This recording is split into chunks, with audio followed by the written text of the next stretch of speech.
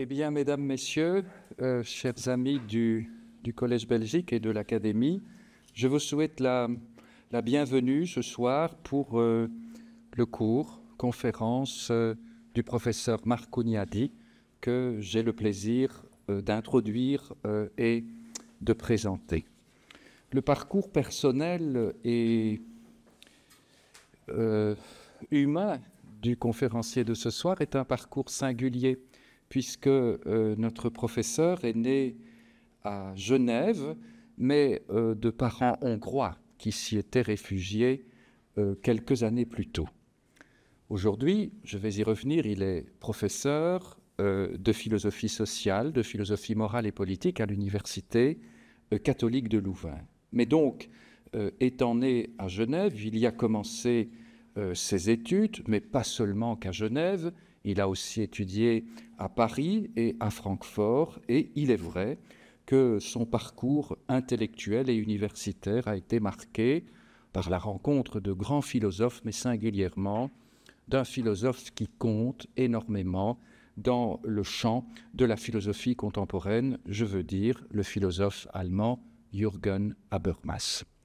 Il a donc travaillé pendant 2 années auprès de ce penseur majeur, dont aussi d'ailleurs il a été le traducteur de 2 livres, de l'éthique de la discussion et l'ouvrage Texte et contexte. Et puis, il a obtenu son doctorat en philosophie à l'Université de Genève en 1995 sous la direction d'un professeur que nous connaissons bien à Bruxelles, le professeur Jean-Marc Ferry, qui a eu toute une partie de sa carrière à l'Université libre de Bruxelles. Et il a alors commencé sa carrière académique à l'Université de Laval, à Québec, comme professeur de philosophie morale et appliquée.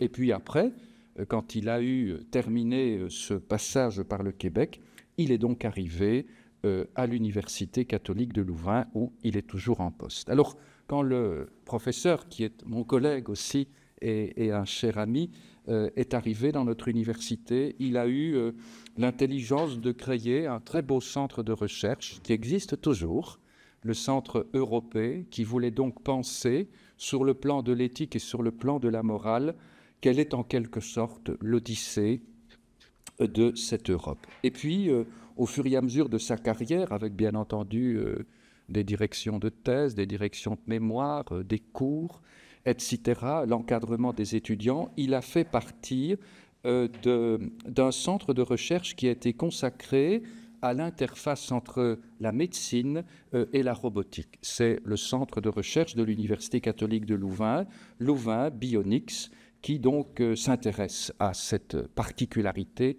des contacts entre ce qui est de l'ordre médical et ce qui est de l'ordre de la technologie du robot.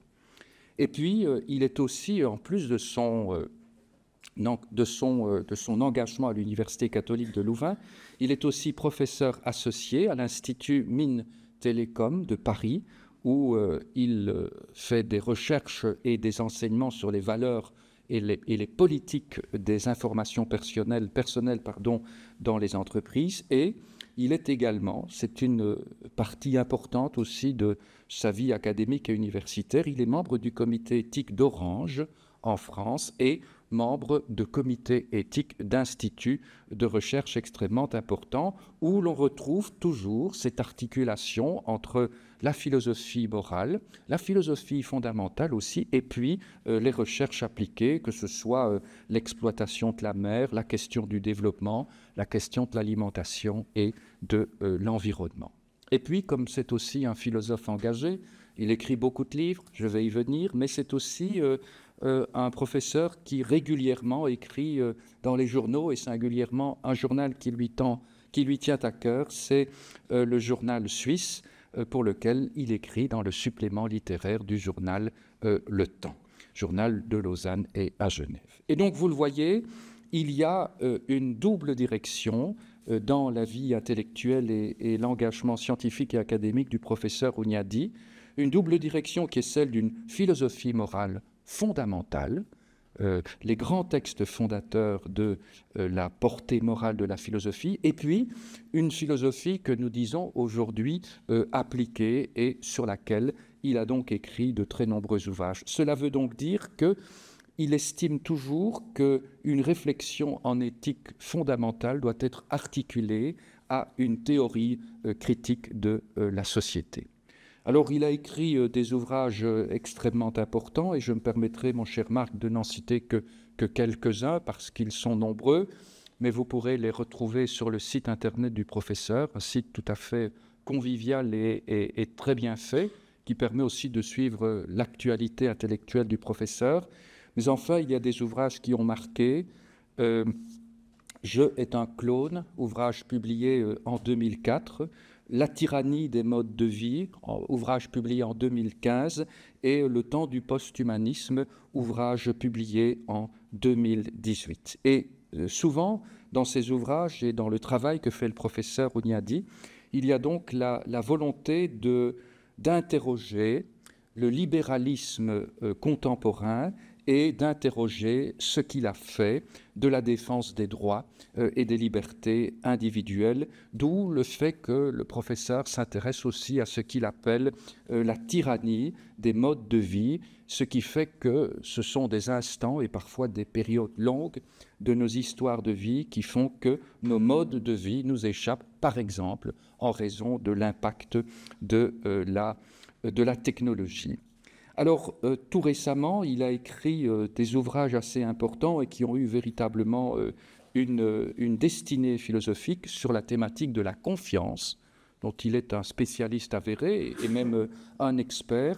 Et je me permets donc de citer deux ouvrages. Tout d'abord, un ouvrage qui est vraiment fondamental parce qu'il est théorétique, qu'il a publié en 2020 aux éditions du bord de l'eau, Au début est la confiance, et un ouvrage qui a été repris, mais bien entendu augmenté, avec là une portée plus accessible pour le grand public, Faire confiance à la confiance, qu'il vient de publier aux éditions RS en 2023. Et donc, c'est une interrogation à la fois sur le concept et les applications du concept. Et tout récemment, aussi, le professeur Marc Hunyadi, c'était juste l'année dernière, a publié un ouvrage extrêmement intéressant qui sera sans aucun doute au cœur de la conférence de ce soir. C'est un petit livre publié aux Presses universitaires de France en 2024, mais un petit livre extrêmement fulgurant par les propositions philosophiques qui y sont faites. Le livre s'intitule « Déclaration universelle des droits de l'esprit humain », les droits de l'esprit humain, point, une proposition. Alors, tout récemment, il était interviewé dans le journal Le Vif, et il évoquait une question importante qui est celle de l'intelligence artificielle. Et en introduction de cette conférence ici, je me permets de citer un bref extrait de cet entretien qu'a donné le professeur Hunyadi, car cette parole qui est la sienne est indicative du travail qu'il tente de faire. Certes, disait-il, il va falloir imaginer une nouvelle règle de droit pour empêcher les intelligences artificielles de reproduire les talents de certaines personnes. Et comme il est un penseur de la confiance, il ajoutait « Nous y parviendrons, je n'en doute pas. » Mais, disait-il, et je le cite à nouveau, « à mes yeux, ce cas illustre parfaitement pourquoi nous avons besoin d'une autre éthique que l'éthique des droits individuels qui est la nôtre. On se focalise sur les droits, ici sur celui de la propriété intellectuelle. Or, et voici le cœur même du travail philosophique, la question éthique vraiment fondamentale n'est pas celle ici de la prédation des œuvres, mais celle de la colonisation de l'esprit, de son devenir cybernétique, comme je l'appelle, c'est là le vrai danger. Vous voyez donc qu'au cœur même des complexités de la philosophie dite appliquée, notre professeur Hunyadi est toujours capable de retrouver un philosophème fondamental pour dégager une éthique qui est tout à fait à sa mesure et dont il a la grande pertinence d'en être le concepteur, car c'est un concept très particulier dans le champ de la philosophie contemporaine, et bien entendu un conférencier qui est capable de mettre en évidence avec beaucoup de pédagogie ces questions. Alors, comme d'habitude, nous allons écouter ce soir le conférencier. qui fera donc une conférence au temps habituel du Collège Belgique. Et puis après, bien entendu, la parole, comme toutes les soirées ici au Collège Belgique, la parole circulera. Il y aura donc les micros et vous pourrez poser vos questions, faire part de vos observations et de vos réflexions au professeur Marco Gnadi. Et nous terminerons aux alentours de 19h cette conférence. Et mon cher Marc, je te remercie vraiment d'être parmi nous ce soir et de cet honneur que tu nous fais. Merci beaucoup.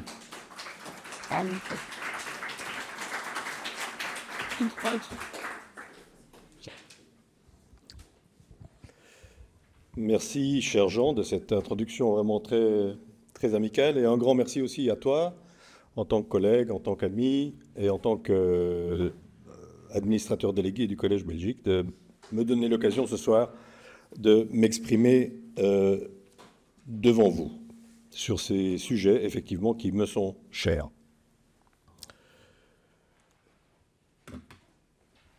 Nous sommes reliés au monde d'une certaine manière, et cette relation, envisagée à l'ère numérique, est le sujet de cette conférence.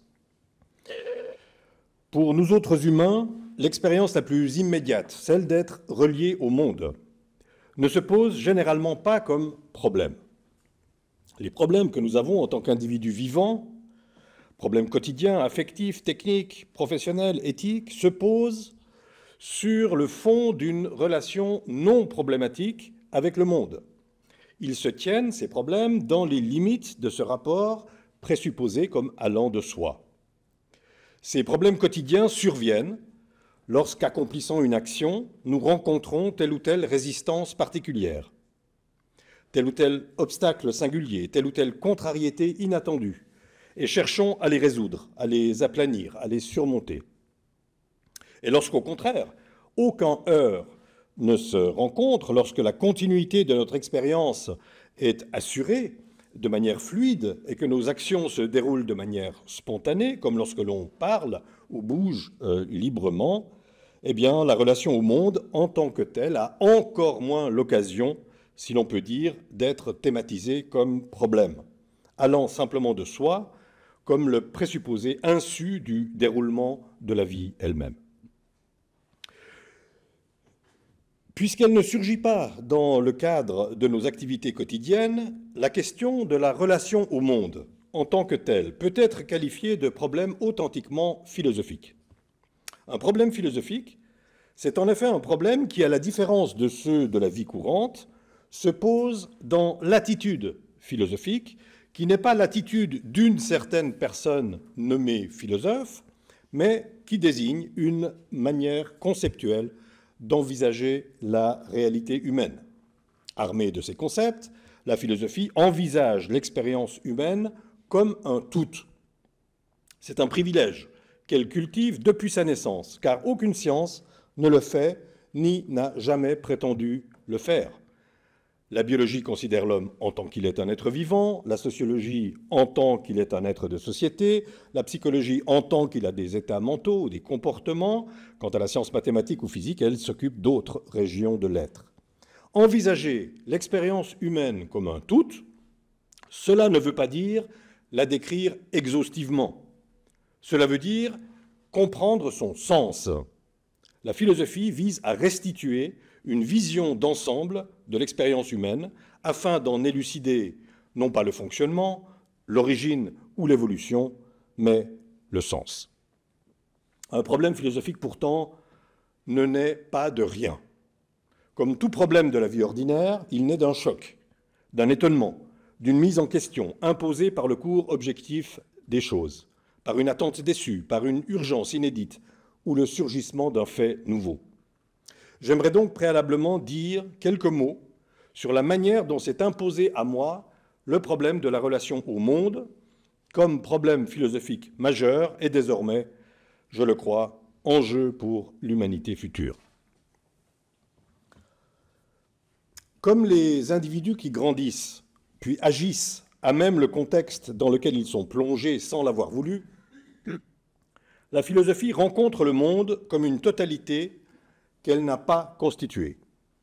Comme pour l'individu, ce monde est d'abord nécessairement marqué du sceau de l'objectivité, au sens exact où son n'être tel, le fait que le monde soit comme il est indépendant des préférences et volontés de celles et ceux qui le rencontrent. C'est ainsi que le monde impose d'abord aux individus, comme à la philosophie, un visage qu'ils n'ont pas choisi, mais dont ils sont inévitablement partie prenante. Le XXe siècle a été riche en émergence de problèmes absolument inédits dans l'histoire de l'humanité, qui ont posé à la philosophie comme aux individus son lot d'énigmes et de casse-tête. La mise au point de la bombe atomique en est un, elle qui a fait surgir la possibilité jusqu'alors inouïe d'une destruction totale et fulgurante de l'humanité comme espèce, et avec elle de toutes les autres, ce qui, moralement, n'est pas rien non plus. Puis est venue la conquête de l'espace, qui elle aussi a remis en cause un pilier plusieurs fois millénaire de notre grammaire fondamentale du monde, déjà analysé par Hannah Arendt. Vint ensuite le génie génétique et son intrusion technologique dans le tissu biologique élémentaire humain, et dans son sillage, en héritier prodigue, le posthumanisme, qui veut, par la technique, abolir la finitude des finitudes, la mort elle-même. Il n'aura échappé à personne que chacune de ces poussées aura signifié une extension de réussite technologique, assurant une maîtrise croissante de la matière, de l'énergie, de la vie. Ce faisant, elle poursuivait des fins qui étaient déjà poursuivies avant l'avènement des sciences modernes. Ces poussées spectaculaires marquaient donc des extensions de domaines qui étaient déjà dans la visée de la technique avant qu'elles ne deviennent technologie.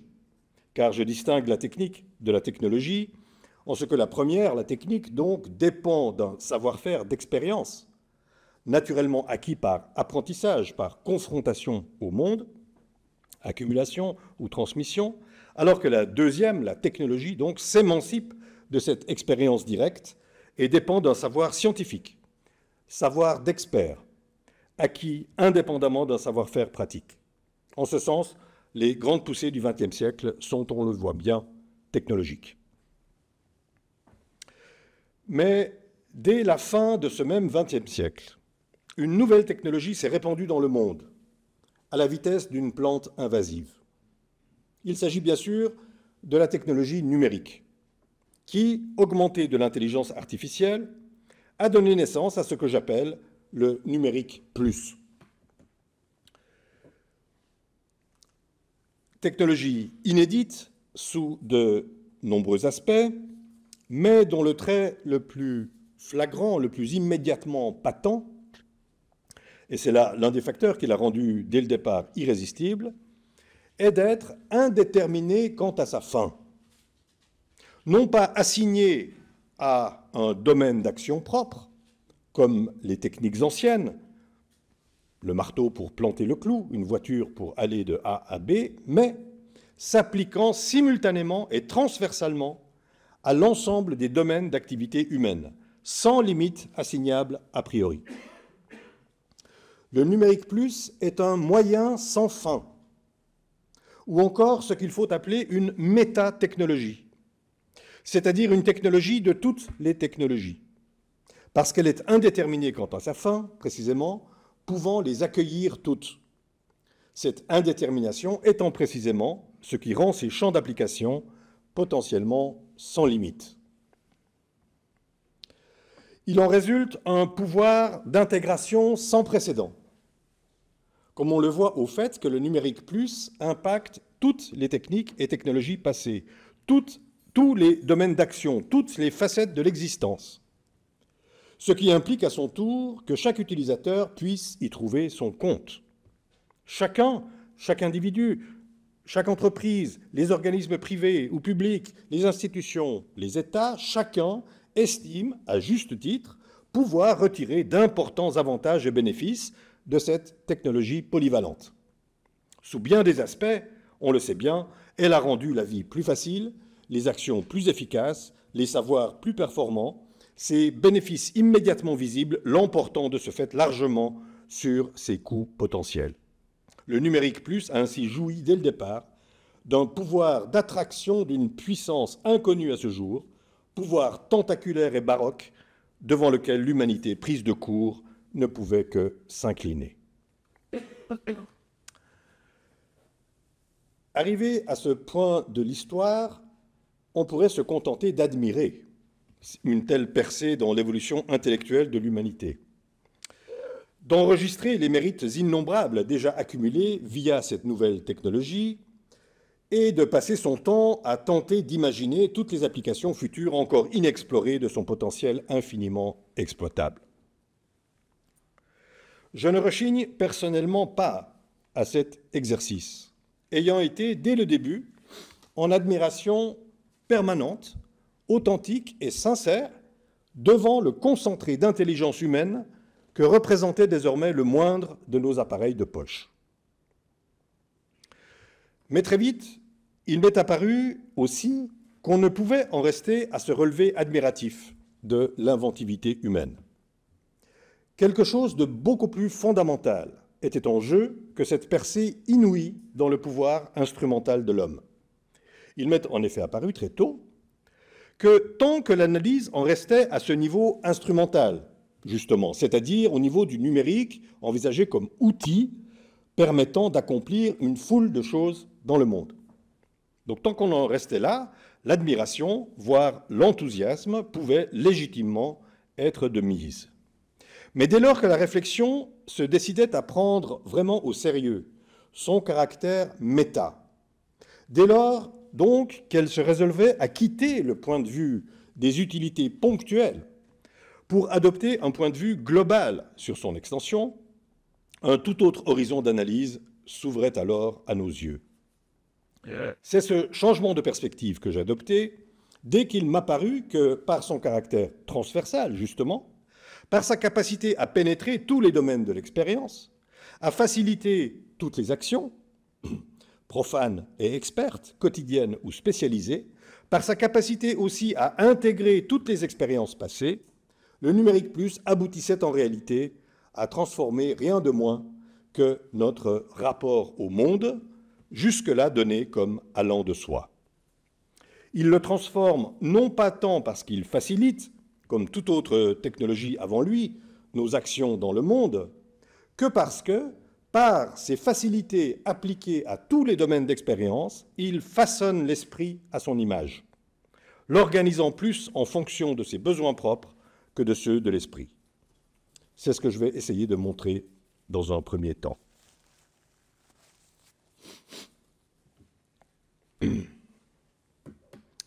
C'est donc sous la pression du contexte objectif de notre époque technologique que j'en suis venu à problématiser comme un enjeu majeur de notre époque la question même de la relation au monde. Notre contexte objectif se caractérise en effet par objectif, je veux dire simplement que ce contexte s'impose à nous, on n'a pas le choix, on est dedans. Donc, notre contexte objectif se caractérise en effet par des possibilités techniques totalement inédites à ce jour de prise en charge de toutes les actions quotidiennes, donc d'influence sur la vie psychique et mentale des individus, affectant leur comportement journalier, leur processus de socialisation et d'une manière générale, donc, leur rapport au monde. Par sa nature méta, qui le rend disponible pour toutes les fins, le numérique plus tente à devenir médiation obligée au monde, ce qu'aucune technologie n'a eu la capacité, ni même l'intention de faire avant lui. C'est pourquoi il me semble capital, dans cette nouvelle configuration créée par le développement technologique, et spécifiquement, j'y reviendrai, par la convergence historique de la cybernétique et de l'intelligence artificielle depuis le milieu du XXe siècle, d'identifier le vrai champ de bataille où se joue en ce moment même l'avenir de la nature humaine. Ce champ est l'esprit humain, précisément. Pourquoi ? Parce que, quels que soient les buts explicites affichés par les géants du numérique, et ces buts peuvent être extraordinairement nombreux et divers. J'en cite ici quelques-uns, vous les avez sous les yeux. Ça peut être le simple stockage et le contrôle des données, la maîtrise géopolitique, le pilotage des comportements individuels, le façonnage de la psychologie collective, accaparement des nouvelles formes de richesse, mise sur pied d'une authentique technocratie, déstabilisation des démocraties existantes, mainmise sur l'avenir de l'humanité, post-humanisme libéral ou illibéral, paternalisme technologique, et il y en a encore beaucoup d'autres, la mainmise par exemple sur les données de santé, à quoi s'applique jour après jour une entreprise comme Microsoft. Donc, quels que soient les buts,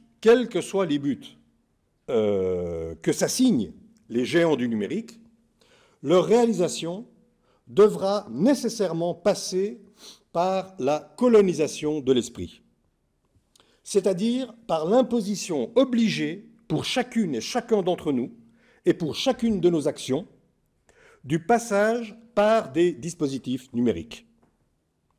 Pour les géants qui détiennent les clés de l'avenir numérique de l'humanité, rien de ce que nous faisons ne devra pouvoir se faire sans passer par la médiation numérique.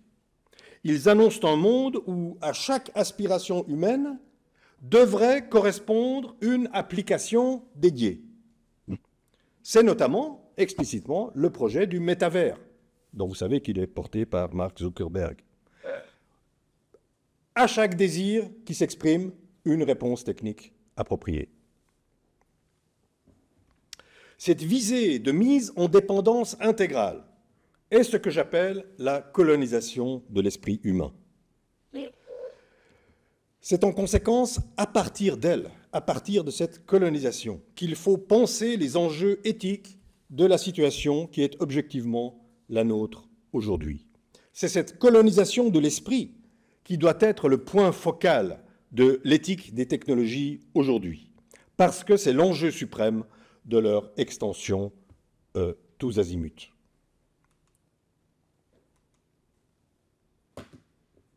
Or, ce n'est pas du tout ce qui se passe aujourd'hui, à l'heure actuelle, puisqu'on appréhende systématiquement ces enjeux, aujourd'hui donc, du point de vue non de l'esprit, mais de celui des droits et libertés individuelles. C'est ce que font l'extrême majorité des experts proclamés ou autoproclamés du numérique et de l'intelligence artificielle, mais aussi et surtout tous les textes réglementaires de l'Union européenne. Et comme on le sait, ces textes sont très nombreux. RGPD, DSA, DMA, DGA, IA Act, et j'en passe. Or, l'étude de ces textes montre en toute clarté que le seul horizon normatif auquel ils s'adossent est la facilitation du marché unique.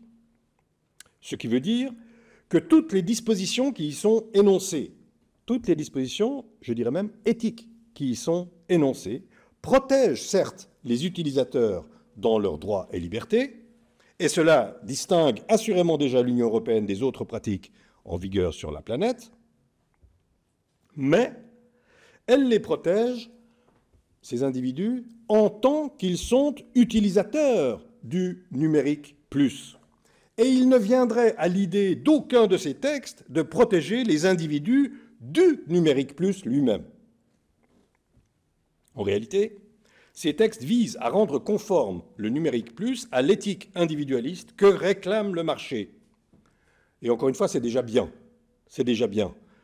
mais c'est néanmoins totalement insuffisant au regard de ce qui me préoccupe et que j'aimerais donc vous exposer aujourd'hui. Voici un exemple, vous l'avez sous les yeux, de cette attitude, de cette approche par les droits et libertés. Il est extrait du préambule de l'IA Act, hein, c'est un texte de juin 2024. Voilà, il est en vigueur, qui illustre parfaitement cette approche donc, que j'appelle par la petite éthique. C'est ce que j'appelle la petite éthique, c'est-à-dire par la seule considération des droits et libertés individuels. D'accord ? La petite éthique, c'est l'éthique des droits de l'homme, si vous voulez. Alors, je ne veux pas dire que l'éthique des droits de l'homme n'est pas importante, mais elle est petite en ce qu'elle ne traite au fond elle ne prend que pour seul point de vue que les droits et libertés individuels. Voici donc ce texte. J'aurais pu en choisir beaucoup d'autres, mais celui-là me semblait particulièrement caractéristique. En plus, il est dans le préambule, donc c'est dire qu'il a une force, il a une puissance normative particulière. Voilà ce qu'ils disent. L'objectif du présent règlement est d'améliorer le fonctionnement du marché intérieur en établissant un cadre juridique uniforme, en particulier pour le développement, la mise sur le marché, la mise en service et l'utilisation de systèmes d'intelligence artificielle dans l'Union, dans le respect des valeurs de l'Union, de promouvoir l'adoption de l'intelligence artificielle axée sur l'humain et digne de confiance, tout en garantissant un niveau élevé de protection de la santé, de la sécurité et des droits fondamentaux consacrés dans la Charte des droits fondamentaux de l'Union européenne. Dans ce texte, en réalité, tout y est. L'horizon du marché unique, la protection des droits fondamentaux et enfin le souci de l'innovation garante de compétitivité. C'est là un véritable condensé de petite éthique, mais il est vrai que c'est aussi, dans l'état actuel des choses, le maximum que l'on puisse faire pour réglementer le numérique plus au regard des outils juridiques actuellement disponibles. Donc l'Union fait, au fond, le maximum de ce qu'elle peut faire. Encore une fois, toutes ces approches par la petite éthique protègent les droits des utilisateurs du numérique plus, mais ne protègent pas du numérique lui-même. Au contraire, toute la stratégie européenne vise à en généraliser l'utilisation dans tous les domaines de la vie individuelle, économique et sociale. Mais pourquoi, au fond, faudrait-il se protéger contre le numérique? Non seulement le numérique plus est une haute invention de l'esprit humain, et à ce titre digne de la plus haute admiration, mais elle rend, je l'ai dit, des services considérables. Pourquoi donc faudrait-il lutter contre son extension? C'est à cette question que j'aimerais précisément répondre, en revenant d'abord sur cette notion d'esprit comme relation au monde. Je parle en effet de l'esprit comme étant ce qui nous relie au monde, comme étant l'organe non biologique ou le site de notre relation au monde en général. Cette hypothèse rompt évidemment avec les conceptions traditionnelles de l'esprit, conçues tantôt, par exemple, comme principe de vie, comme chez Aristote et dans la tradition aristotélicienne, comme principe de pensée, avec Descartes au seuil de la philosophie moderne, comme sujet de la représentation ou comme théâtre intérieur où se projetterait le monde extérieur. Et elle rompt aussi évidemment avec la conception de l'esprit comme substance immatérielle qui s'opposerait à la chair ou au corps. Loin de tout dualisme, l'approche relationnelle que je défends se distingue aussi du paradigme de la vie de l'esprit, tel qu'on le trouve chez Hannah Arendt ou Bernard Stiegler, et plus récemment chez quelqu'un comme Anne Alombert, par exemple, paradigme qui identifie celle-ci d'une manière, donc la vie de l'esprit, qui identifie la vie de l'esprit d'une manière générale à ce qu'on appelle la vie noétique. La vie noétique qui comprend, si vous voulez, c'est toutes les fonctions de la pensée telles que la pensée, justement, la volonté, le jugement, la mémoire, l'imagination, la réflexion, la décision. Voilà la vie noétique. Donc l'esprit est, dans l'expression la vie de l'esprit est assimilé à la vie noétique. Le grand pragmatiste américain, John Dewey, qui est parmi les penseurs modernes celui qui est sans doute allé le plus loin dans l'analyse de ce que penser veut dire, partage néanmoins lui aussi le même préjugé, en ne distinguant pas, à ma connaissance, ces deux mots qu'il utilise pourtant, pensée et esprit, qu'il assimile tacitement. À l'inverse de ces visions que je juge ultimement intellectualistes, parce qu'elles assimilent l'esprit toujours en quelque manière à des performances cognitives, le concept relationnel d'esprit que je propose fait de la relation pratique au monde son être même, englobant la médiation corporelle, le vécu sensoriel, les comportements organiques, puis les événements psychiques et noétiques. Dès qu'on utilise ces deux mots, esprit et pensée, la question qui attend sa réponse est de savoir ce qu'est l'esprit, s'il est plus ou autre chose que la cognition, ou l'ensemble de ses fonctions noétiques. Qu'est-ce que l'esprit? À cette question décisive, je réponds que l'esprit est l'organe de notre relation au monde. Il est le milieu de tout ce qui nous relie au monde, en tant simplement que nous sommes dans le monde.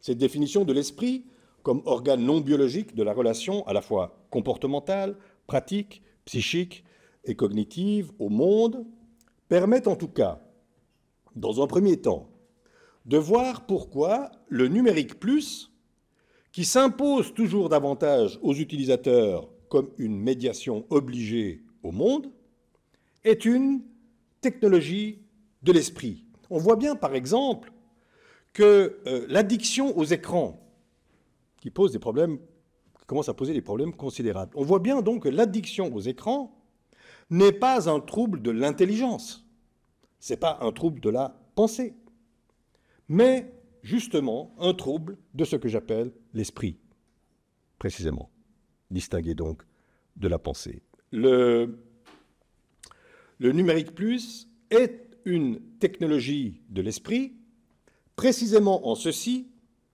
qu'elle impose dans toutes les dimensions citées une certaine forme de relation au monde et donc de comportement avec lui. Et forme donc une interface artificielle avec le monde. Interface à laquelle l'esprit doit d'abord obéir, doit donc avoir un comportement obéissant s'il veut simplement accomplir une action dans le monde. Dépendre des machines, c'est d'abord devoir leur obéir.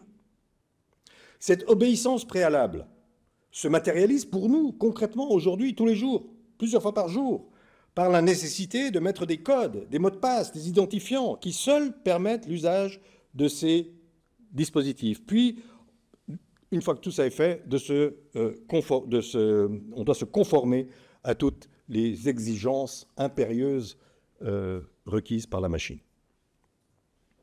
Le numérique plus n'est donc pas une technologie de l'esprit parce qu'il est capable de prendre en charge, c'est-à-dire d'automatiser des tâches cognitives ou intellectuelles, mais parce qu'il nous impose, sur toute la surface de notre expérience, à travers l'ensemble des comportements qu'il requiert, une forme spécifique de relation au monde. Le mouvement anthropologique d'ampleur qui se dessine ainsi, c'est celui d'une substitution, je veux dire à l'échelle de l'évolution de l'humanité. Le mouvement qui se dessine, c'est celui d'une substitution tendancielle et progressive de relations techniques aux relations naturelles avec le monde. Mouvement général dont les effets de longue portée demeurent à mes yeux largement sous-estimés dans la population, y compris celle des chercheurs.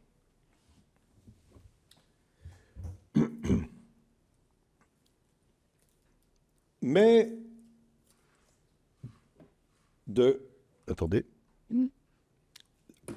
quelle nature est cette intermédiation universelle au monde, qui s'est ainsi imposée à bas bruit dans nos existences?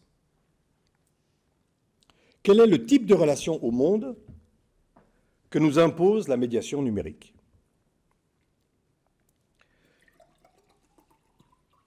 C'est ici qu'il convient de rappeler, avec force, la source historique et intellectuelle du numérique, à savoir la cybernétique, que Daniel Andler, dans son grand livre sur l'intelligence humaine et l'intelligence artificielle, appelle avec justesse, donc il appelle la cybernétique le creuset et la matrice du numérique et de l'intelligence artificielle.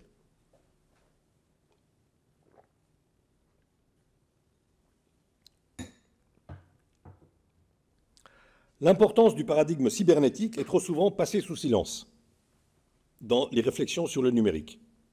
C'est pourtant lui qui donne la clé de compréhension du type de rapport qu'il nous fait entretenir avec le monde.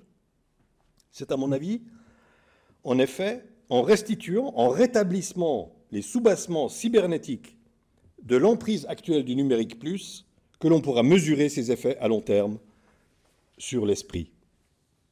Alors je rappelle rapidement que cette science, la cybernétique, est née dans les laboratoires du MIT pendant la Deuxième Guerre mondiale en réponse à un problème balistique qui était vital pour l'époque: comment abattre le plus d'avions possible dans le moins de temps possible. À la suite d'une intense collaboration entre les physiciens, ingénieurs des télécommunications, psychologues, biologistes et philosophes, anthropologues aussi, tous réunis sous la houlette du mathématicien Norbert Wiener, dont vous avez ici une image célèbre, il est né un modèle d'explication universelle des comportements, selon lequel tout système, vivant ou artificiel, est échange d'informations, c'est-à-dire communication d'input et d'output. Ceci vaut, selon la cybernétique, pour tout comportement orienté vers un but, qu'il concerne le végétal, l'animal, l'homme ou la machine. Par exemple, l'héliotropisme du tournesol, le fait qu'il se tourne vers le soleil, le thermostat de nos radiateurs ou le fait de traverser la rue sont identiquement décrits comme production d'un output à partir du traitement d'un input. Le geste métaphysique inouï, par ailleurs, de Norbert Wiener, dont on mesure en fait pas encore la portée, est d'avoir fait de la machine le modèle de l'humain. Le modèle de l'humain. Vous voyez, dans l'histoire de la philosophie, on s'est toujours empressé de vouloir distinguer l'homme de l'animal. Hein, on ne voulait surtout pas être un animal. Alors là, il y a un double pas qui est fait. Alors non seulement c'est plus l'animal qui est notre poussoir, mais c'est pas non plus la machine qui devient un repoussoir, mais c'est la machine qui devient un modèle d'explication. Bon. Quoi qu'il en soit, partout règne le même schéma pour la cybernétique, de cette explication cybernétique des comportements, c'est-à-dire réception d'input, traitement de l'information, déclenchement d'une action correspondante, puis effet en retour, ce qu'ils appellent le feedback, la rétroaction, qui est la grande trouvaille de la cybernétique, qui permet de corriger l'action en train de s'accomplir. Comme par exemple, si vous conduisez, vous vous sentez déporté dans un virage, ben vous corrigez votre trajectoire en conséquence. Vous recevez des inputs pendant même que l'action se déroule et vous agissez, vous donnez un output, vous exprimez un output correspondant. Pour la cybernétique, un input, une donnée, devient une information dès lors qu'elle déclenche un certain output. C'est ça l'information. Déclencher un certain output. C'est donc une conception asémantique de l'information, donc indépendante de son sens, une information n'étant pas caractérisée dans ce modèle par sa signification, mais par sa simple capacité à produire un effet. On reconnaît là au passage le principe de la fake news, où la viralité, c'est-à-dire l'effet performatif produit par l'input, cet effet compte davantage que la vérité. La viralité compte davantage que la vérité. C'est d'ailleurs une conception que Trump, par exemple, a parfaitement intégrée. Vous vous rappelez cette histoire invraisemblable où il avait dit que les Haïtiens mangeaient les chiens, ou leurs chiens. Bon, peu importe que l'information soit vraie, mais je veux dire, peu importe pour Trump lui-même. Il ne s'est peut-être même pas interrogé sur la vérité de l'information, peut-être même qu'il savait qu'elle était fausse, peu importe. Ce qui importe, c'est l'effet qu'elle produit. Et comme vous avez vu, ça marche. J'ajoute par ailleurs que, vous voyez, la cybernétique, aujourd'hui, la cybernétique, comme je l'ai dit, est un peu oubliée. Mais elle s'est vengée, la cybernétique, parce que le vocabulaire cybernétique est parfaitement entré dans notre quotidien, notamment dans le quotidien du management, où on parle sans arrêt de feedback. Faites-moi un feedback, donnez-moi un feedback, je veux du feedback. Les inputs, les outputs, etc. Donc il y a une espèce de victoire posthume, si vous voulez, de la cybernétique que tout le monde a oublié, mais dont tout le monde adopte le vocabulaire.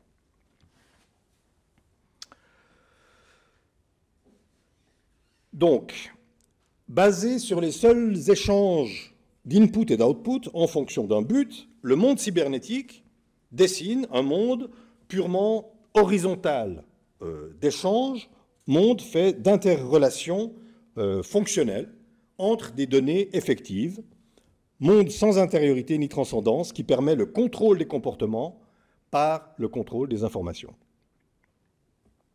Je rappelle que pour Wiener, le fondateur donc, de la cybernétique, la cybernétique se définissait comme, je cite, la science du contrôle et de la communication. Du contrôle et de la communication. Je note au passage, ça intéressera les philosophes évidemment, que Heidegger, Arendt ou Ellul, par exemple, avaient très tôt, décelé le caractère annonciateur d'une nouvelle vision du monde dont était porteuse la cybernétique, et ils s'en inquiétaient parce qu'ils voyaient tous dans ce modèle informationnel les prémices d'une humanité entièrement projetée dans le monde de la calculabilité et de la manipulabilité.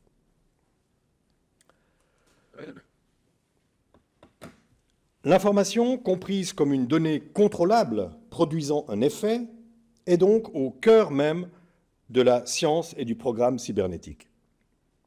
Pour ce qui est de l'IA, non plus la cybernétique maintenant, mais l'IA, dont l'acte fondateur date de 1956. Pour ce qui est donc de l'IA et de son projet originaire, bien que développé en parallèle du projet cybernétique, donc à peu près à la même époque, et sans lien direct avec lui, il a émergé sur le même terreau intellectuel du traitement de la donnée. Il s'agissait cette fois de traiter la donnée de manière logique et symbolique pour imiter les processus cognitifs humains. C'est ça le projet. Et pas pour contrôler les comportements, ce qui était le projet de la cybernétique. Mais une même hypothèse souterraine reliait ces deux approches. Hypothèse que j'appelle l'hypothèse du traitement du donné, selon laquelle l'esprit, que ce soit à travers ses comportements pour la cybernétique ou ses processus cognitifs pour l'intelligence artificielle, serait prioritairement, l'esprit serait donc prioritairement relation aux données. L'esprit serait notre organe de traitement du donné. En ce qui concerne l'IA, rien n'illustre mieux cette hypothèse que l'invention par Alan Turing de la machine universelle, dont Hugues Bersini vous a parlé ici même, je crois. En fait, j'en suis même sûr, j'ai regardé la vidéo. Donc, machine universelle, qui est une machine à tout faire, parce qu'universellement programmable et censément capable donc de reproduire toutes les performances cognitives de l'esprit humain. De manière caractéristique. Plutôt que de proposer une définition de l'intelligence, Turing a proposé dès 1950 un test, resté dans l'histoire sous le nom de test de Turing. Mais lui, en fait, ne parlait pas, dans son article fondateur, il ne parle pas de test, mais il parle du jeu de l'imitation. Mais c'est un test, finalement c'est devenu le test. Ce que je voulais dire, c'est que l'expression n'est pas de lui. Ce test est entièrement et exclusivement tourné vers l'output de la performance, de ce que performe la machine. Si, voilà le test, voilà en quoi consiste le test de Turing, si, lors d'un dialogue par écran interposé, vous n'êtes pas capable de dire si la réponse à la question que vous avez posée a été produite par une machine ou par un humain, alors, si elle a été produite par la machine, eh bien, cette machine peut être, à bon droit, être dite intelligente. Voilà en quoi consiste le test de Turing. Or, il me semble que les présupposés de ce test sont ceux-là même qui vont orienter l'ensemble du numérique plus aujourd'hui vers la gestion cybernétique des outputs. Je m'explique, il y a 4 présupposés, j'identifie, il y en a plus, mais j'identifie 4 présupposés fondamentaux de ce test de Turing. Premièrement,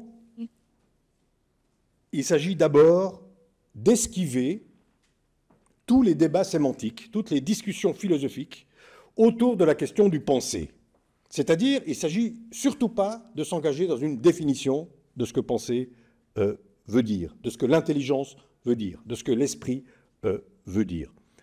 La seule chose qui importe, c'est une épreuve opérationnelle observable. Il ne s'agit pas de définir, mais de mesurer.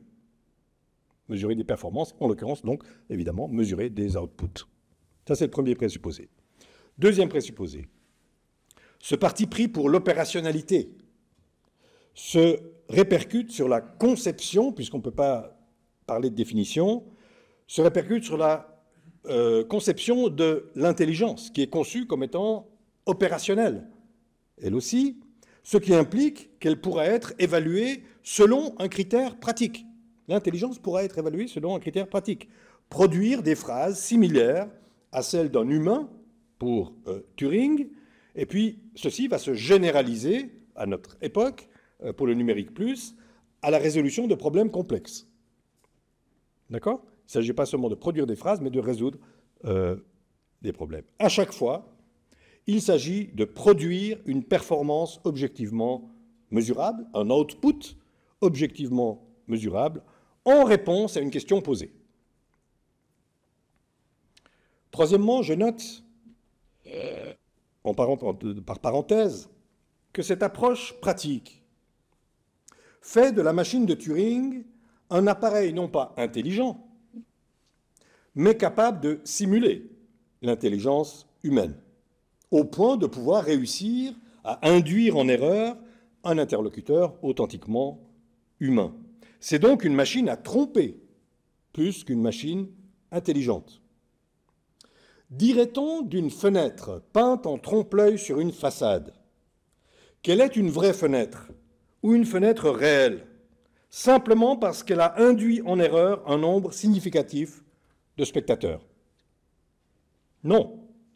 Ce serait simplement un trompe-l'œil particulièrement réussi, dont la réussite se mesure précisément à sa capacité de tromper les spectateurs.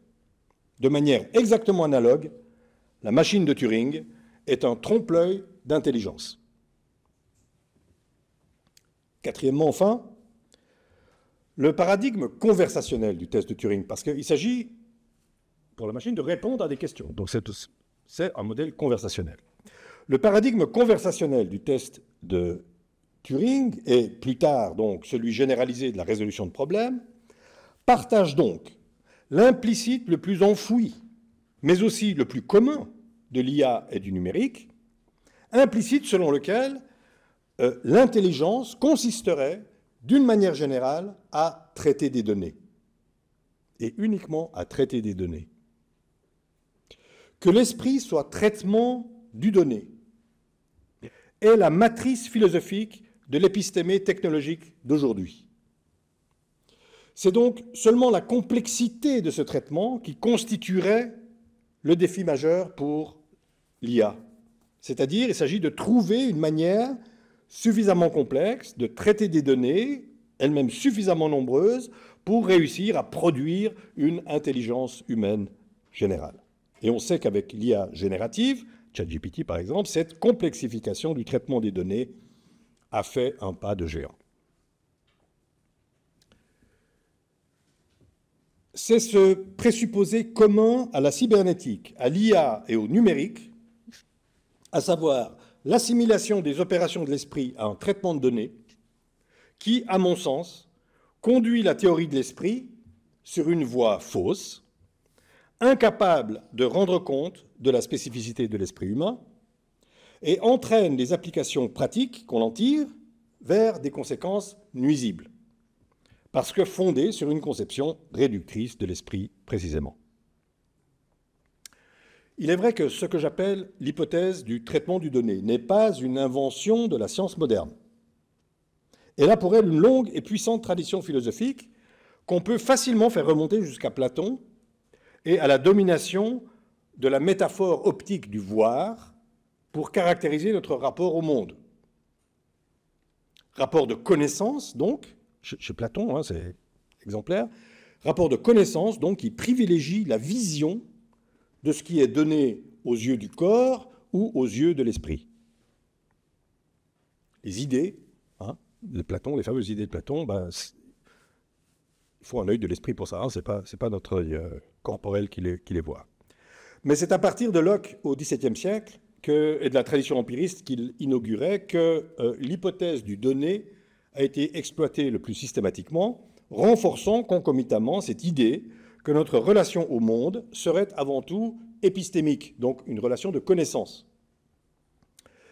Et se présenterait donc prioritairement sous l'angle de l'acquisition d'un savoir, lequel doit toujours être donné en quelque manière. C'est un préjugé vraiment qui traverse une immense tradition philosophique. Il y a une espèce de parti pris épistémique pour le donner. Vous voyez, dans toute cette tradition, on considère qu'au fond, être dans le monde, c'est avant tout connaître quelque chose dans le monde. Voilà. Alors, sans entrer du tout dans les détails de la manière dont se décline à chaque fois ce préjugé épistémique ou cognitiviste, il faut noter que c'est dans cette tradition que s'inscrivent la cybernétique puis l'intelligence artificielle, qui la radicalise.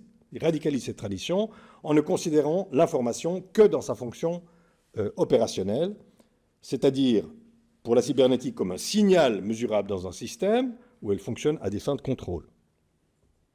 Cette approche opératoire et mathématisée de l'information sera reprise d'abord par l'IA symbolique, c'est la première forme d'IA, la première forme d'intelligence dans les années 50-60, où l'information, c'est-à-dire le donné, est traité comme un signal à manipuler.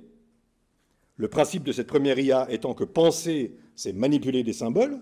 C'est pour ça qu'on l'appelle l'IA symbolique, d'accord? Avec des règles. Il suffit de donner des règles et des symboles, et voilà. Puis, donc ce même préjugé cognitiviste, oui, c'est repris aussi par l'IA, non plus symbolique, mais moderne, entre guillemets, celle qu'on connaît maintenant, c'est-à-dire l'apprentissage automatique, ce qu'on appelle le deep learning, où les données que reçoit la machine, ne sont plus des symboles, mais des vecteurs de nombres. Ce sont des signaux encodés, où les réseaux de neurones sont capables de détecter et d'exploiter des corrélations statistiques entre ces signaux. L'effet le plus spectaculaire de cette nouvelle manière de faire, de cette nouvelle étape, est de pouvoir produire des effets de signification. Hein, c'est quand on parle avec ChatGPT, si vous voulez, produit des effets de signification capables de simuler une forme de compréhension. Mais c'est là évidemment une illusion produite par la sophistication du traitement de données. Il y a un très bon livre qui vient de sortir, au moment où j'écrivais cette conférence, de Mathieu Cortel, qui s'appelle « Ni Dieu, ni IA », ou ni IA, ni Dieu. Non, ni Dieu, ni IA. Ça vient de sortir à la découverte, qui explique parfaitement cette illusion d'intelligence. En tout cas, il n'y a pas plus de compréhension chez ChatGPT que dans le système cybernétique de défense antiaérienne de Wiener.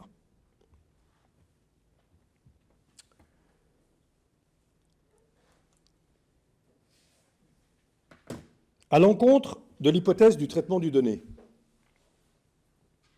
j'avance une autre hypothèse, la plus importante à mes yeux au regard d'une théorie de l'esprit. Cette hypothèse, je la formule comme suit. La caractéristique majeure de l'esprit humain et de l'esprit comme tel n'est pas d'être en relation avec ce qui est donné, mais avec ce qui n'est pas donné. D'être relié non pas à ce qui est, mais à ce qui n'est pas. D'être moins guidé par le réel que par l'idéal. Moins par l'effectivement présent que par le pas encore ou le déjà plus présent. L'esprit se caractérise donc comme esprit par sa capacité à dépasser le donné, à le transcender, à s'en détacher.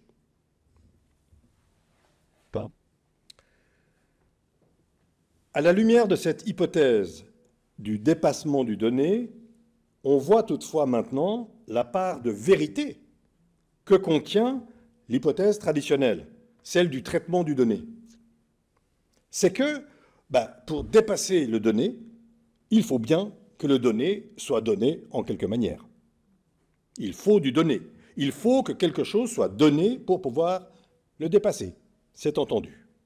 Mais son irrémédiable part de fausseté, c'est d'ignorer, comme un point aveugle, que même le simple traitement du donné requiert un principe d'organisation du donné, requiert d'établir en vue de quoi, au nom de quoi, selon quel système d'idéalité, quel système de valeur ou de finalité on traite le donné.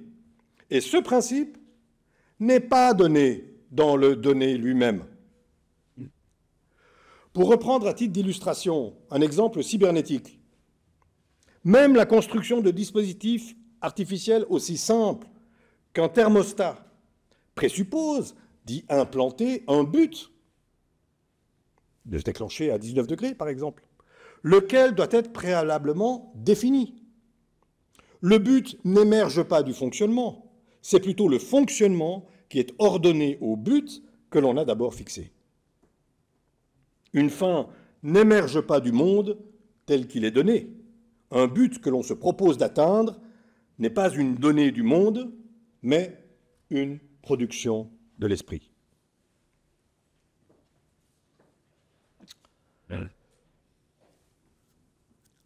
Que l'esprit implique cette capacité à dépasser ce qui est simplement donné n'est pas passé inaperçu dans l'histoire de la philosophie, bien qu'on n'ait, à mon sens, jamais donné à ce fait l'importance décisive qu'il méritait, et qu'il mérite encore plus aujourd'hui sous la pression du paradigme de l'intelligence artificielle. Par exemple, Husserl a parlé de profil ou d'horizon pour qualifier le surplus de ce qui est donné dans les sens, comme par exemple l'arrière de la maison qui est donné alors qu'on ne voit en réalité que sa façade. Sartre parlait de néantisation pour parler de l'organisation même du champ perceptif. Dewey voyait dans le renvoi de ce qui est donné vers ce qui n'est pas donné le propre même de la pensée. L'école de Francfort, elle, parlait de pensée négative. Mais aucun n'a vu dans cette faculté la marque même de l'esprit en tant que tel, ni ne s'est donc attardé à décrire cette capacité percée. Tel est donc le programme philosophique auquel je me suis personnellement attelé. Cette puissance intrinsèque de l'esprit a dépassé le donné, qui est une expérience quotidienne, hein, le pourquoi de l'enfant. Hein, les enfants, ils ont toujours cette phase où ils disent pourquoi. C'est ça. Pourquoi ils veulent aller au-delà du donné. Ils vont au-delà du donné. Le donné, au fond, ne leur donne pas ce qu'ils cherchent. Donc, vous voyez, c'est une expérience tout à fait primitive, originaire, je dirais, de l'esprit humain, hein, que de poser des questions, que d'aller au-delà du donné. Donc, cette puissance intrinsèque de l'esprit à dépasser le donné, eh bien, je l'appelle sa puissance de contrefactualité. Et je suis désolé pour la laideur de ce terme. Le terme de contrefactualité nécessite une petite explication, car il n'est pas d'usage courant. En philosophie, il désigne traditionnellement des énoncés qui portent sur ce qui ne s'est pas produit, mais aurait pu se produire. Par exemple, si je dis « si les Américains n'avaient pas débarqué, les Européens seraient sous la coupe de Hitler ». Ou si je dis « si j'étais plus jeune, je ferais des mathématiques ». D'accord ? Les philosophes contemporains utilisent ces énoncés contrefactuels dans un sens soit logique, soit métaphysique, parce qu'ils ouvrent à la notion de monde possible. C'est le cas notamment de David Lewis qui a écrit ce livre célèbre. Ils sont les contrefactuels, les énoncés contrefactuels sont aussi utilisés en intelligence artificielle et en machine learning pour tester la robustesse des modèles. C'est-à-dire qu'un modèle doit donner la même décision si l'on change un attribut sensible, comme par exemple le genre ou l'origine ethnique, ce qui peut être très important évidemment dans les lectures de CV ou des décisions de justice, par exemple. D'accord ? Donc on utilise là des énoncés contrefactuels. Mais à l'encontre de ces usages logiques, ce que je propose, c'est d'appliquer ce terme, cette notion de contrefactualité, dans le cadre d'une théorie de l'esprit, et d'en faire sa capacité reine, celle qui consiste, d'une manière générale, à pouvoir s'orienter, non en fonction de ce qui est positivement donné, mais en fonction de ce qui n'est pas donné, précisément. Dans ce contexte de la philosophie de l'esprit, donc, ce qu'il faut voir avant tout, c'est que si ce rapport de l'esprit à la contrefactualité n'existait pas, alors tout comportement humain serait simplement adaptatif, une réaction purement mécanique à des informations venues de l'extérieur. Cette puissance de contrefactualité de l'esprit est une capacité au sens transcendantal, ce que les philosophes appellent transcendantal, c'est-à-dire qu'elle est condition de possibilité de toutes les manifestations de l'esprit, mais n'existe jamais en dehors ou indépendamment d'elle. Il n'y a pas d'organe isolable, si vous voulez, de la contrefactualité. D'accord ? C'est la condition de possibilité de tous les exercices de l'esprit, et donc n'existe jamais indépendamment de ses performances de l'esprit. C'est ce que Sartre appelle quelque part, à propos d'autre chose, c'est une présence perpétuelle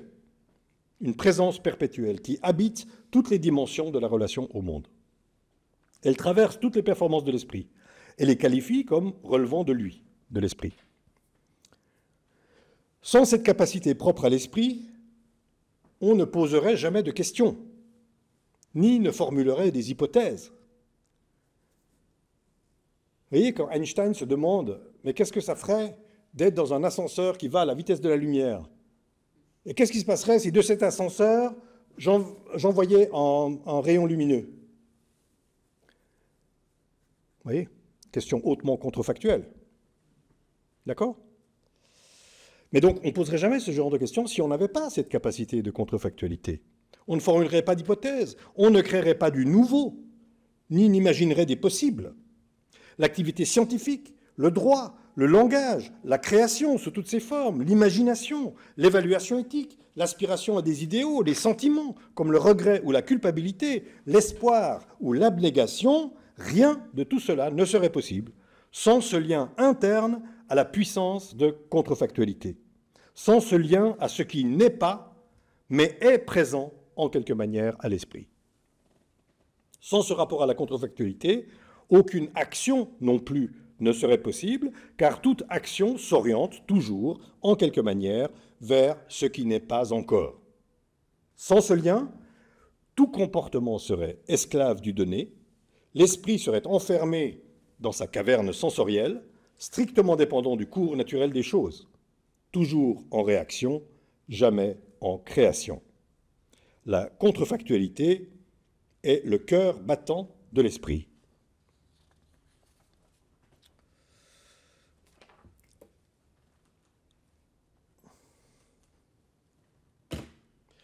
En conséquence, il faut dire que la relation que nous entretenons au monde n'est donc pas faite des seules données qui y parviennent du monde, mais de l'ensemble de ces données et de ce qui n'est pas donné, mais à quoi l'esprit seul a accès. La théorie dominante, celle qui fait de l'esprit une opération de traitement des données, oublie obstinément la contrepartie de sa propre thèse, à savoir qu'on ne peut traiter des données qu'en fonction de quelque chose que les données elles-mêmes ne donnent pas.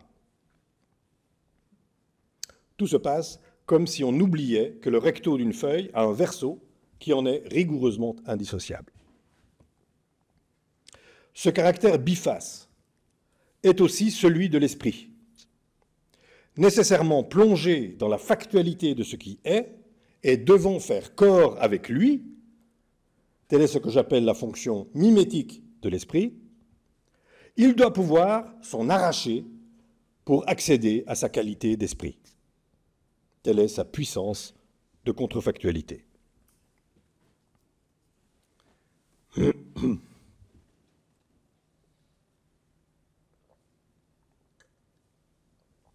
Or, c'est précisément cette capacité générale de contrefactualité propre à l'esprit qui est aujourd'hui assiégée de toutes parts par le devenir numérique de nos existences sociales et de nos existences tout court. Pourquoi ? Parce qu'avec l'emprise croissante du numérique plus, par le fait qu'ils deviennent toujours davantage intermédiaires obligés avec le monde, par le fait que nous soyons en permanence en contact avec lui, nous sommes toujours davantage en position de simplement traiter des données, en permanence sommés d'obéir à des machines ou de réagir à des injonctions machiniques, de cliquer ici ou là pour avancer dans un processus et obtenir ce que nous voulons. Bref, nous sommes toujours davantage placés en position d'opérateurs cybernétiques, réagissant à des inputs en vue d'obtenir des outputs, apprenant la langue des machines, par exemple, rédiger des prompts est devenu maintenant une spécialité qui s'enseigne, et se conformant à leurs attentes, aux attentes des machines.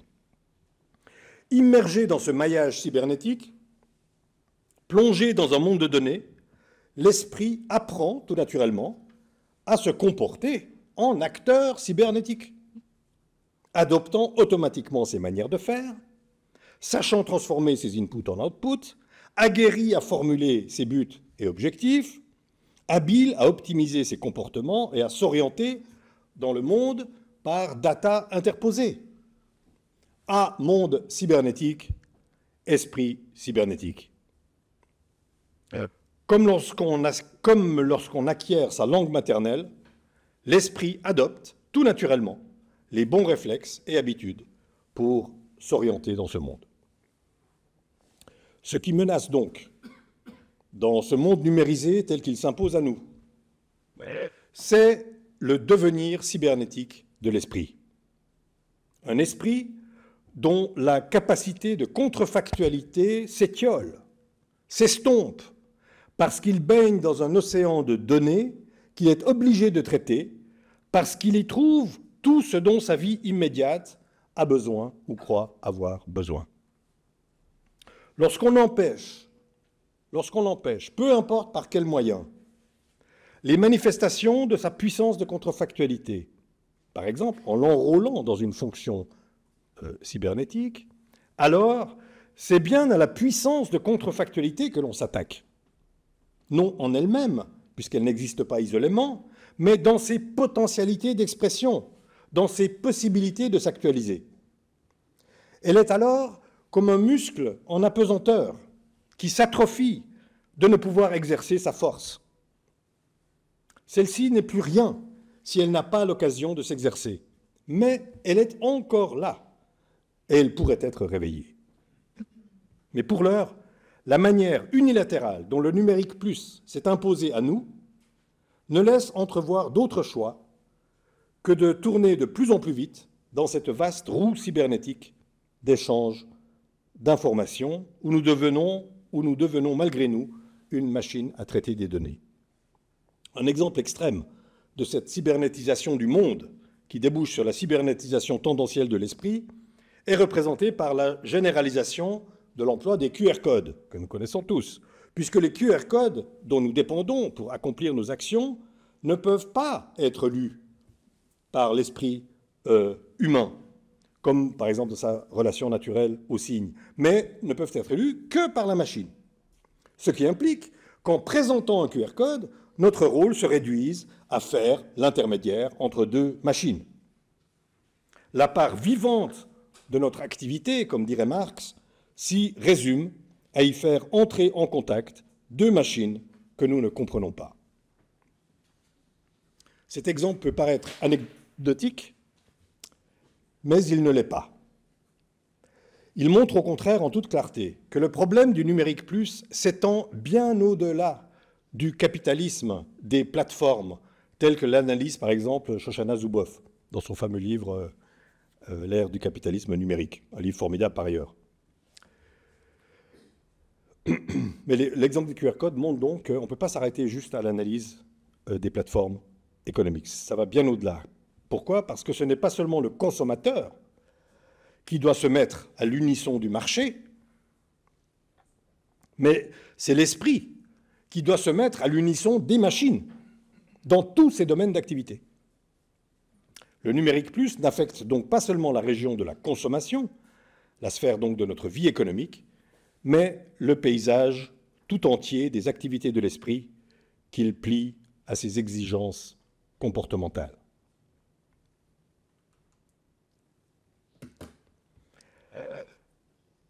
Avant d'en arriver à mes conclusions, qui seront moins funèbres,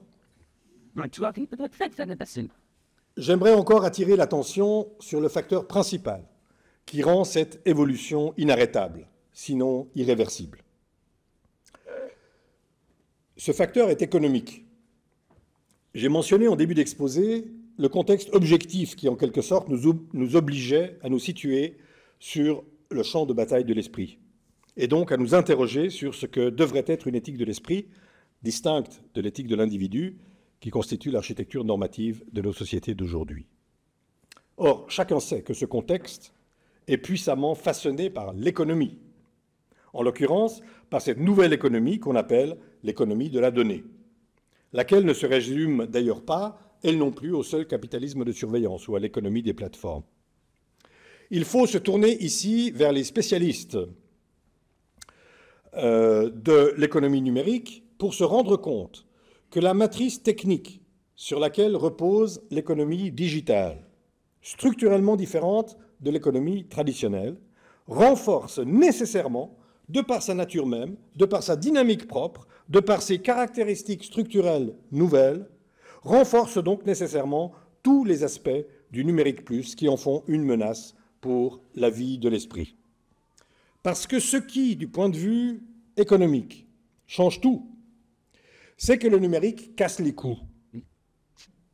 Ce qui rend cette nouvelle économie à la fois imbattable et inarrêtable. C'est au fond tout simple. Et je me base ici sur les remarquables travaux de notre collègue Nicolas van Zeebroek. Elle casse les coûts notamment parce que, dans une économie de biens et de services dématérialisés, les coûts marginaux de production sont nuls ou tendent vers zéro. La reproduction des biens dématérialisés est gratuite. Voilà, si vous avez un livre numérisé, ben voilà, un exemplaire de plus ne coûte rien. Ce n'est pas comme dans l'économie traditionnelle où il faut l'imprimer, il y a de l'encre, il y a du papier, etc. Donc ces coûts marginaux sont nuls ou tendent vers zéro, comme tendent vers zéro les coûts de transaction. Mais à ces économies d'échelle du côté de l'offre s'ajoutent des économies d'échelle du côté de la demande, à travers ce qu'on appelle les effets de réseau, qui font que la valeur d'un produit augmente avec le nombre de ses utilisateurs. Les réseaux sociaux, des plateformes comme Uber ou Airbnb, augmentent leur valeur en accroissant leur base utilisateur. Comme le dit Nicolas van Zeebroek, si tous les chauffeurs sont inscrits sur Uber, le service a une valeur inestimable aux yeux des passagers. Mais s'il n'y a que 2 chauffeurs sur Uber, ça ne vaut rien. Donc, si la valeur du produit dépend de la masse de ses utilisateurs, on voit la nécessité vitale dans laquelle se trouve la plateforme, non seulement de les garder captifs, mais d'en étendre sans cesse la quantité, cherchant donc à multiplier les stratégies en ce sens. Personnalisation de l'offre, par exemple. Vous voyez, ce qui aussi, dans l'économie traditionnelle, est très cher. Offrir une voiture personnalisée, si vous voulez, c'est très cher, alors qu'avec le numérique, c'est quasiment gratuit. Bref, il y a toute une série de stratégies, les décisions automatiques, les manières multiples de capter l'attention, etc., etc. Tout ceci étant rendu techniquement possible et bon marché par l'extraction permanente d'informations à partir de dispositifs qui communiquent cybernétiquement entre eux et qui peuvent ainsi fournir en direct un feedback leur permettant d'améliorer la pertinence de l'information. Si vous êtes sur Netflix, ben voilà, c'est exactement ce principe. Vous avez un input, c'est l'offre qui vous est faite. Vous traitez l'information, ça veut dire vous choisissez quelque chose. Vous créez donc un output, qui est le film que vous avez choisi.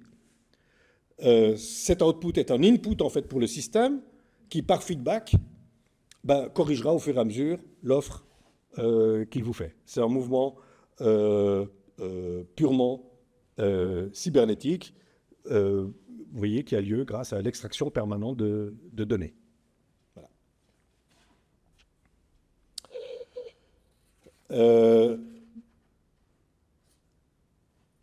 En ce qui me concerne, j'ai essayé de montrer que cette dynamique implacable dépassait le cadre, pourtant déjà large, du capitalisme aujourd'hui pour s'emparer de toute la surface de l'esprit. Face à ces tendances lourdes, qui toutes convergent par des voies diverses vers le devenir cybernétique de l'esprit, on appelait, comme on l'entend si souvent, tant chez les experts que chez les profanes, à une IA des Lumières. C'est le nom d'un rapport fameux auquel d'ailleurs j'ai participé. Non pas pour le rédiger, mais comme source, comme ressource. Donc on appelait à une IA des Lumières, à un usage raisonnable ou raisonné du numérique, à ce qu'on appelle une réappropriation noétique, c'est-à-dire se réapproprier le numérique. Tous ces appels, à ce que un autre rapport appelle une reprise de contrôle du déploiement et des usages des technologies. Vous voyez l'idée que les utilisateurs pourraient reprendre en main en fait ces outils. Tout cela me semble, à vrai dire, un vœu pieux, une simple velléité normative qui n'a aucunement pris la mesure du poids, de l'extension et du mode de reproduction, de l'emprise du contexte technologique objectif qui est le nôtre aujourd'hui. C'est pourtant ce que l'on entend très souvent. Il suffirait d'utiliser autrement le prodigieux potentiel de ces nouvelles technologies pour que se réalisent toutes les promesses d'émancipation qu'elles portent en elles. C'est là, à mes yeux, une position typiquement idéaliste, au sens péjoratif du terme, et moi je crois vraiment dans la force de l'idéal, voyez, mais pas à n'importe quel prix, et pas dans n'importe quelle condition. Il y a donc un usage péjoratif du terme idéaliste. Donc, c'est pour moi là une position typiquement idéaliste qui feint d'ignorer comment le numérique plus s'est imposé comme médiation universelle au monde. Parce que la réalité, c'est que le numérique plus, s'est implacablement imposé aux utilisateurs, à bas bruit, comme je l'ai dit, non sous le visage d'un outil des Lumières, d'un outil d'émancipation au service d'une création, d'une curiosité, d'une imagination renouvelée, mais sous deux visages bien différents de cette vision idéalisée à laquelle on appelle les nouveaux humanistes du numérique. Les utilisateurs du numérique plus, vous et moi, et nous tous, en tant qu'individus, l'ont rencontré essentiellement ces 20 dernières années, sur deux modes. Premièrement, sur le mode subjectif libidinal de la satisfaction immédiate, à travers les jeux, à travers la consommation culturelle, consommation tout court, à travers les systèmes de communication instantanée, etc. Toutes choses fort plaisantes et satisfaisantes, ce qui fait que, en fait, le numérique plus leur est apparu sous les auspices de ce qui est désirable, de ce qui est plaisant, de ce qui est toujours tentant. C'est ce que j'appelle libidinal. Ça, c'est la première manière dont ça s'est présenté à nous. Et la deuxième manière, c'est le mode objectif, non plus subjectif libidinal, mais objectif de la rationalisation fonctionnelle. Ça veut dire que ça a été un outil de rationalisation des entreprises et des organisations en général. Puisque, en fait, le numérique plus permet dans tous les domaines, pour les banques, la production des biens et services, pour l'administration, etc., donc permet un accroissement du principe d'efficacité. C'est indubitable. Et donc, conjugué à la révolution économique que j'évoquais, cette rationalisation fonctionnelle fait dès lors apparaître aux utilisateurs le numérique plus comme un inéluctable destin auquel ils ne peuvent que chercher à s'ajuster. Si vous voulez, on ne nous a jamais demandé si on voulait remplacer les caissières de supermarché par des machines, etc. Donc ça s'impose à nous sur le mode de la rationalisation fonctionnelle qu'on ne peut que subir. Qu'on ne peut que subir. Et donc si je rappelle cet état de fait, C'est pour montrer qu'une IA des Lumières, un numérique plus émancipateur et au service du bien commun, existe, certes, mais comme pure possibilité. Mais c'est hélas une possibilité qui vient se fracasser contre le roc de la logique d'extension et d'innovation de l'économie de la donnée, exactement de la même manière dont les idéaux libertaires et émancipateurs de l'Internet des débuts sont venus se fracasser sur les vagues successives du Web 1, du Web 2 et du Web 3. La non-prise en compte de cette réalité-là rend, à mon sens, secrètement apologétique et donc idéologique tous les discours qui croient naïvement pouvoir se contenter de brandir des idéaux numériques humanistes et émancipateurs, sans s'atteler à réfléchir aux conditions de possibilité de leur réalisation. En ce domaine, pour citer Adorno, École de Francfort, je cite, « La méfiance s'impose à l'égard de toute spontanéité, de toute légèreté et de tout relâchement, car ce sont autant de façons de reculer devant la puissance écrasante de ce qui existe. »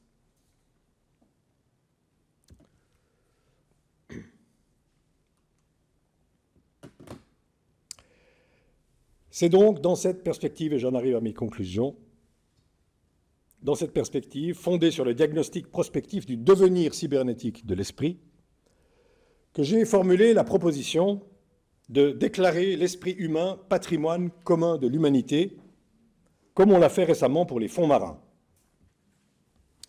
Cette proposition constitue en réalité le troisième étage d'une fusée qui représente les différents niveaux de solutions à apporter aux défis de notre temps, après le premier étage, qui, je le dis rapidement, qui est celui de la prise de conscience individuelle et collective, prise de conscience qui par ailleurs devrait recevoir un sérieux coup de pouce par la voie de la catastrophe salutaire qui concerne la santé mentale. C'est comme ça, à mon avis, que les gens, vous et moi, tout le monde, la société tout entière, va se rendre compte qu'on a besoin de quelque chose comme une politique de l'esprit, si vous voulez. Ça, c'est le premier étage. Il y a un deuxième étage, plus organisationnel, qui concerne l'éducation au sens large, la Bildung au sens large. Je ne développe pas ça ici, je l'ai développé ailleurs. Mais c'est sur le troisième étage que j'aimerais conclure ici. Je l'ai dit au début, c'est le contexte objectif qui nous oblige aujourd'hui à réfléchir ces questions au prisme d'une éthique de l'esprit. Parce que c'est l'esprit qui est aujourd'hui assailli de toutes parts. Et il l'est dans sa faculté reine, qui est sa puissance de contrefactualité. Or, si c'est l'esprit qui est attaqué, c'est l'esprit qu'il faut défendre. C'est là une tâche à laquelle ne suffit pas notre éthique des droits et libertés individuelles. Pour une raison toute simple. C'est que la société pourrait être entièrement numérisée. Toutes les attentes réciproques de la société et de ses membres pourraient être entièrement pilotées algorithmiquement. La société pourrait donc devenir entièrement cybernétique et, néanmoins, respecter tous les droits et libertés individuelles que l'on connaît aujourd'hui. Et ce n'est pas là une fiction. C'est exactement la vision de la société que préfigurent les smart cities, dont on nous annonce de toutes parts l'avenir radieux, mais c'est surtout la vision que promet silencieusement, jour après jour, texte après texte, l'Union européenne, dont l'un des deux grands projets à l'horizon 2050 est la digitalisation de la vie sociale. L'autre, c'est le Green Deal, et personne à la Commission s'est rendu compte, par ailleurs, que ces deux projets étaient contradictoires entre eux. Mais je passe. Ce projet de digitalisation de la vie sociale se matérialisera d'ailleurs très rapidement, pour vous et moi, par l'introduction dès 2027, dans tous les pays de l'Union européenne, du Wallet, le PEIN, le portefeuille européen d'identité numérique, outil de connexion unique à l'ensemble du monde numérique et dont bénéficiera chaque personne physique et morale au sein de l'Union. Je souhaite personnellement un autre avenir à l'Europe que cet horizon d'une société d'individus individualistes intégrés par la seule technique. C'est pourquoi c'est notre cadre normatif qui doit lui-même être changé. On ne protégera pas l'esprit en ajoutant un droit individuel au catalogue des droits de l'homme et des droits subjectifs qui en découlent. Une déclaration universelle des droits de l'esprit humain, garantie par une haute autorité dédiée, serait donc un marqueur historique important de notre nouvelle époque technologique. Son rôle ne serait pas de résoudre des problèmes, mais, comme naguère pour les droits de l'homme, de fixer les conditions normatives dans lesquelles ceux-ci doivent être résolus. Les droits de l'homme, à l'époque, n'ont en eux-mêmes apporté aucune solution aux humiliations que l'homme fait subir à l'homme, mais ont donné le cadre auquel devait s'en tenir toute solution future. Ainsi en va-t-il des droits de l'esprit.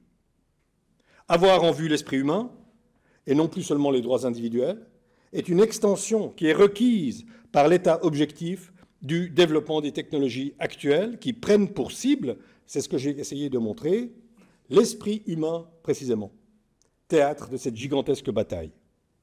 Les droits humains individuels n'offrent aucune protection contre le devenir cybernétique de l'esprit humain. Ils ne font que le rendre acceptable au regard des droits de l'homme, précisément. Changer de cadre normatif, cela veut dire établir un nouveau référentiel normatif quant à ce qui est acceptable, souhaitable, désirable, tolérable, et de le faire donc au nom d'un nouveau critère d'évaluation, non plus seulement les atteintes aux droits fondamentaux tels que consignés dans les droits de l'homme, mais, car encore une fois, on pourrait être intégralement réduit à l'état d'opérateur cybernétique dans le parfait respect des droits individuels, mais donc, ce nouveau référentiel viserait donc la défense des droits de l'esprit.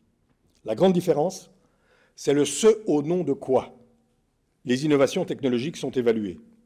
Il s'agit donc de donner un nouveau cadre éthique à l'innovation technologique, en l'orientant non en fonction des besoins du système ou des appétits des géants technologiques privés, mais en fonction des besoins humains de l'esprit.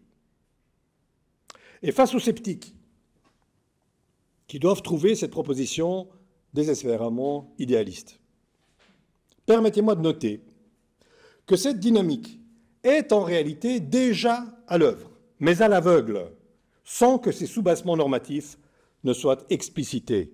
En effet, lorsqu'on envisage, comme on le fait ces jours, d'interdire les réseaux sociaux aux moins de 15 ans, remarquons bien qu'on ne prend pas cette mesure au nom des droits individuels, qui se trouvent plutôt bafoués par elle, qu'au nom de la santé mentale des jeunes, c'est-à-dire, au fond, au nom d'une médecine de l'esprit. S'esquisse donc là, déjà, une politique de la protection de l'esprit qui, de fait, va à l'encontre de la protection des droits individuels. Le bien de l'esprit est donc déjà secrètement en vue, tant le mal est menaçant, alors même que nous ne sommes pas réellement équipés normativement pour assurer cette protection. C'est ce déficit qu'entend combler ma proposition pour que le droit soit remis à la hauteur de la situation face à laquelle nous met l'emprise qu'exerce de fait le numérique plus sur nos existences et sur la société tout entière. Une telle déclaration aurait en outre un double mérite.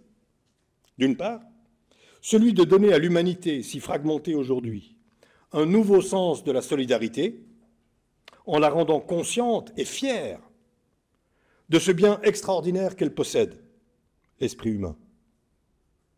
Au lieu de se laisser intimider par les machines, au lieu de subir ce que Günther Anders appelle la honte prométhéenne, au lieu de craindre de se faire remplacer par elle, il faut au contraire affirmer avec fierté, la tête haute, comme dirait quelqu'un, la beauté et la grandeur de l'esprit humain et de ses performances inouïes. D'autre part, elle aurait en outre le mérite de convertir cette solidarité en une valeur universelle, celle de la grandeur de l'esprit humain. Parce que l'esprit, nous l'avons réellement en commun avec l'ensemble de l'humanité, ce qui n'est pas le cas des droits, qui sont des biens fictifs au sens juridique, et donc bien plus problématique à cet égard. L'esprit est un bien précieux, mais hautement vulnérable. Il est aujourd'hui sous la menace d'une emprise cybernétique qui étouffe ses capacités prodigieuses, toutes dépendantes de sa faculté transcendantale d'aller au-delà de ce qui est immédiatement donné. La Déclaration universelle des droits de l'esprit humain aurait pour but de rappeler la valeur supérieure et immémoriale de ce bien que nous avons en partage et de le préserver dans sa prodigieuse capacité à créer partout de la richesse, de la diversité et de la nouveauté. Je vous remercie.